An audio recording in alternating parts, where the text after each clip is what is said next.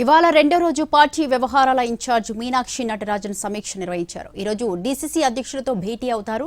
Party నిర్మాణ బాధ్యులు సెంథిల్ ఇప్పటికే హైదరాబాద్ కు చేరుకున్నారు. ప్రధానంగా డీసీసీ అధ్యక్షుల పనితీరుపై సమీక్ష నిర్వహిస్తారు. డీసీసీ అధ్యక్షులు ప్రోగ్రెస్ కార్డుతో రావాలని ఆదేశించారు. పనితీరు బాగాలేని వారిని పదవి నుంచి తప్పించాలని ఇప్పటికే ఏఐసీసీ ఆదేశాలు ఇచ్చింది. ఎమ్మెల్యేలు సహకరించడం లేదని డీసీసీలు పలుమార్లు ఫిర్యాదు చేశారు.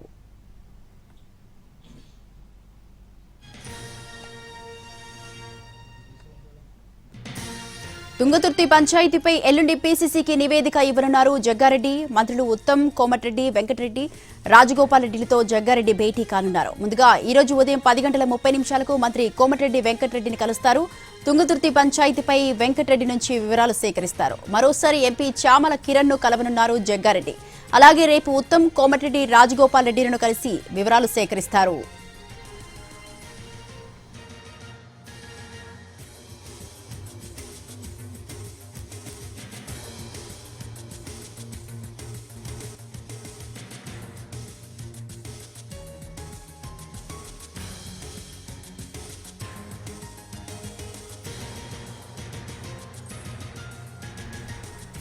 మీనాక్షి నటరాజన్ సమీక్ష తుంగతుర్తిపై చర్చించడానికి మా ప్రతినిధి చారి లైవ్ లో సిద్ధంగా ఉన్నారు.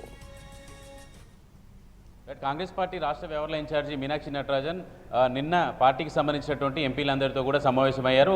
సమస్యలు చెప్పుకోవడానికి ఒకరిద్దరు మంత్రులకు కూడా అవకాశం ఇచ్చినటువంటి సందర్భం. నిన్న పూర్తిగా ఎస్ఐఆర్, పార్టీకి సంబంధించినటువంటి పథకాల గ్రౌండ్కి ఎలా చేరుతున్నాయనే దానికి సంబంధించినటువంటి విషయాలు, పంచాయతీలకు సంబంధించినటువంటి అంశాలన్నీ కూడా నిన్న అందరికీ అపాయింట్మెంట్ ఇచ్చారు. ఇవాళ గాంధీ భవన్కి మరి కాసేపట్లోనే రాష్ట్ర వ్యవహారాల ఇన్ఛార్జి మీనాక్షి నటరాజన్ రాబోతున్నారు. ఇవాళ పూర్తిగా డీసీసీ అధ్యక్షుల పనితీరుకు సంబంధించి ప్రోగ్రెస్ రిపోర్టును తీసుకొని రావాలని ఇప్పటికే పార్టీ ఆదేశించింది. అలాగే పార్టీ వ్యవహారాలు, నిర్మాణానికి సంబంధించినటువంటి వ్యవహారాలన్నీ చూసినటువంటి ఏఐసీసీ నుంచి వచ్చేటువంటి సింతిల్ కూడా ఇప్పటికే హైదరాబాద్కి చేరుకున్నారు. మరి కాసేపట్లోనే తను కూడా మీనాక్షి నటరాజన్తో పాటు గాంధీ భవన్కి చేరుకోబోతున్నారు. ఇవాళ డీసీసీ అధ్యక్షులతో ప్రత్యేకంగా సమావేశం ఉంటుంది. ఒక్కొక్క డీసీసీ అధ్యక్షుడి పనితీరుకు సంబంధించినటువంటి అంశాలన్నిటి మీద కూడా ఇవాళ సమీక్ష చేయబోతున్నారు.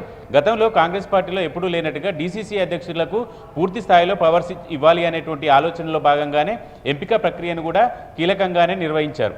అయితే ప్రస్తుతం డీసీసీ అధ్యక్షుల నియామకం జరిగిన తర్వాత వాళ్ళ పనితీరు ఎలా ఉంది, పనితీరులో ఏమైనా మార్పు ఉందా, పార్టీ చెప్పినటువంటి కార్యాచరణ ఏ మేరకు అమల్లో ఉంటుంది, వాటిని ఏ మేరకు అమలు చేశారనే దానికి సంబంధించినటువంటి వివరాలన్నింటి కూడా ఇప్పటికీ ఏఐసీసీ సపరేట్గా సేకరించింది.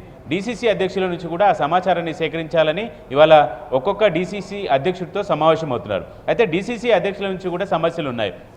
కొన్ని జిల్లాల్లో పార్టీకి సంబంధించినటువంటి ఎంపీలు కావచ్చు, పార్టీకి సంబంధించినటువంటి ఎమ్మెల్యేలు కావచ్చు, మంత్రులు కావచ్చు, ఎవరు కూడా డీసీసీ అధ్యక్షులను పెద్దగా పట్టించుకొని పార్టీ కార్యక్రమాలు కావచ్చు, ప్రభుత్వానికి సంబంధించినటువంటి కార్యక్రమాల్లో వాళ్ళు ఎవరిని కూడా ఇన్వాల్వ్ చేయట్లేరు అనేటువంటి ఫిర్యాదులు కూడా ఇప్పటికే పీసీసీకి డీసీసీ అధ్యక్షులు చెప్పారు.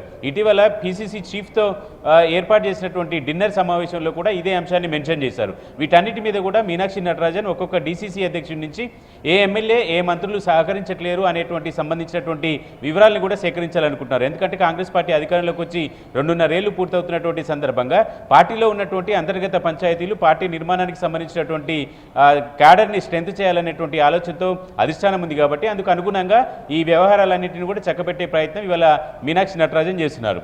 ఇక రెండవ అంశం తుంగతుర్తికి సంబంధించి. తుంగతుర్తిలో కార్యకర్తలకు, పాత కార్యకర్తలు, ఎమ్మెల్యేతో వచ్చినటువంటి కార్యకర్తలకు మధ్య కొంత కమ్యూనికేషన్ గ్యాప్, అలాగే నాయకుల మధ్య ఘర్షణ వాతావరణం కూడా నెలకొంది.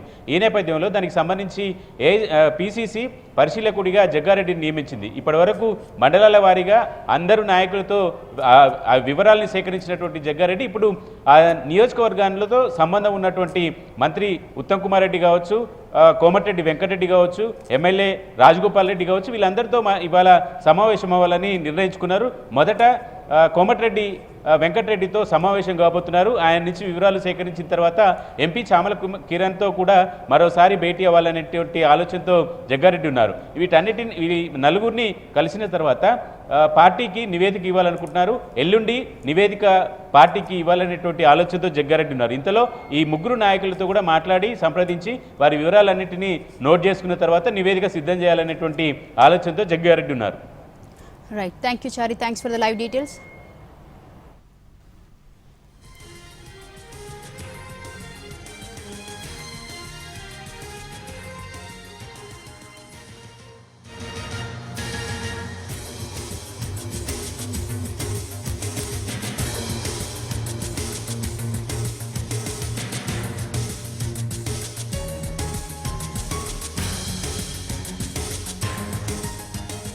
State youth Congress president Shivacharan రెడ్డికి జాతీయ యూత్ కాంగ్రెస్ షోకాజ్ నోటీసులు ఇచ్చింది.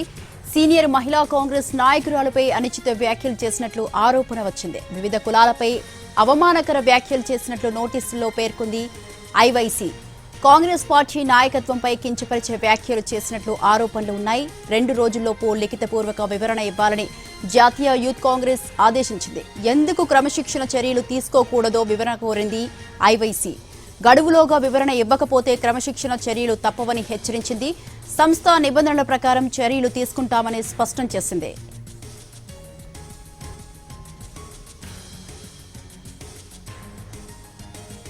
దీనికి సంబంధించి మరింత సమాచారాన్ని మా ప్రతినిధి చారి లైవ్ లో సిద్ధంగా ఉన్నారు. చారి,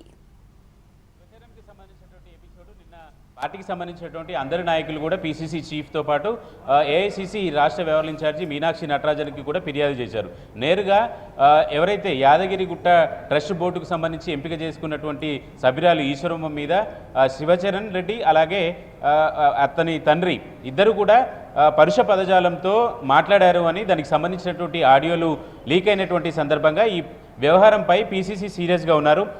పీసీసీ నుంచి డీసీసీ అధ్యక్షుడు రంగారెడ్డి జిల్లాకు సంబంధించినటువంటి డీసీసీ అధ్యక్షుడికి బాధ్యతను అప్పచెప్పి వీలైనంత త్వరగా వీటి మీద నివేదిక ఇవ్వాలని సూచించారు. నిన్న ఏఐసీసీ రాష్ట్ర వ్యవహారాల ఇన్ఛార్జి మీనాక్షి నటరాజన్ కూడా ఈశ్వరమ్మ వచ్చి ఫిర్యాదు చేశారు. వెంటనే చర్యలు తీసుకోవాలన్నారు. ఈ ఎపిసోడ్ జరుగుతుండగానే ఇన్ఛార్జిని అలాగే పీసీసీ చీఫ్ని కలవడానికి నిన్న శివచరణ్ రెడ్డి జక్కిడి ప్రభాకర్ రెడ్డి ఇద్దరు కూడా వచ్చారు.